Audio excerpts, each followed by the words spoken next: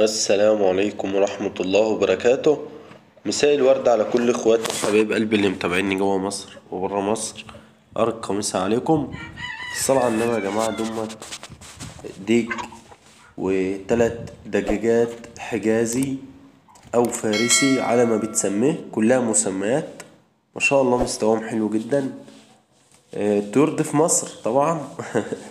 انا حاليا في السعودية، ربنا يبارك لكم. التلات دجاجات دمت مش اعمارهم واحدة. تمام.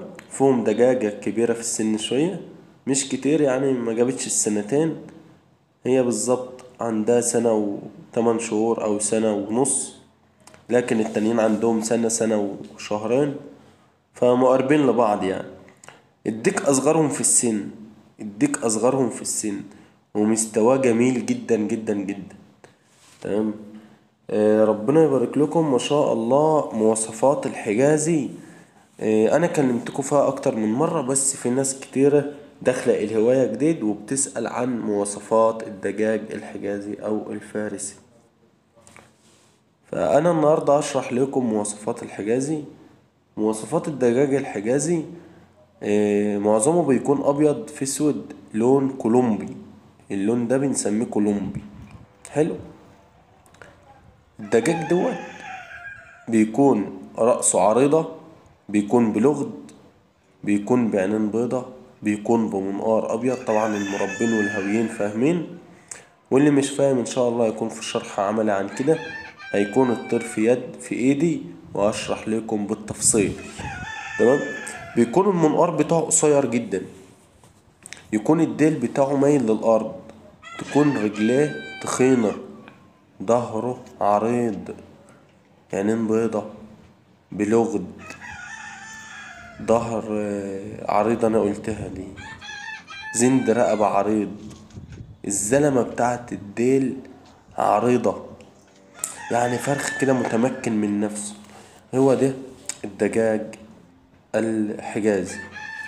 هو مش مختلف عن الهند كتير، هو يعتبر قريب من الهند لأنه هو من فصيلة الهندي، وخصوصا قريب من الدجاج الألماني. طيب تيجي نشرح مواصفات الدجاج الألماني والدجاج الهندي. الدجاج الألماني بيكون بلغد متوسط ما بين الهند والحجازي، بيكون لون الدجاج أسود، ومش شرط في أحمر وفي أبيض وفي عدة ألوان. تمام.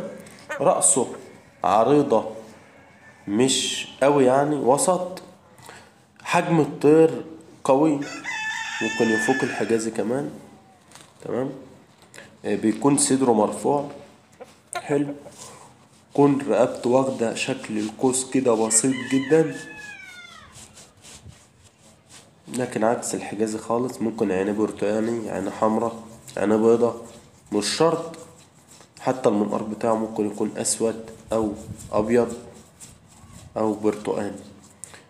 رجليه بتكون تخينة، ظهره عريض نفس الحجازي، بس طبعا ما بيجيش في ضخامة الحجازي في العرض، الدماغ والظهر والحاجات دي. ممكن يفوق الحجازي في الارتفاع. طيب نيجي للدجاج الهندي الفايتر او الباكستاني. هو دجاج مضاربات. طبعا انا ما انصحش بالكلام ده، احنا مربين الدجاج للزينة. الديوك دي بيكون منقارها رفيع، راسها رفيعة، رقبتها رفيعة، رجلها رفيعة، ظهره رفيع، مش قوي بس مرتفع، يعني ممكن يفوق الحجازي ويفوق الألماني والحاجات دي في الارتفاع. تمام. زي الشامو كده، مرتفع جدا يعني. حتى هو اسمه دجاج شامو عشان كده فيه ارتفاع يعني. فهي سلالات كلها جميلة. هيبقى في شرح بالتفصيل على السلالات ديت. طيب نقول الأسعار كده على السريع. الحجازي ممكن يديك يعمل له 2000 والفرخة 1000، أو 3000 والفرخة 2000، مش كله. لو في أي استفسار في أي حاجة اكتبولي في التعليقات، وإن شاء الله ليكوا فيديو تاني عملي بأسعار الدجاج الزينة. آه، شاشات النهاية في آخر الفيديو هتوديك بفيديوهات تانية جميلة جدا.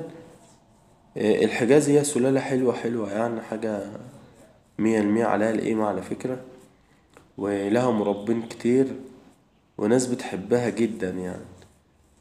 حتى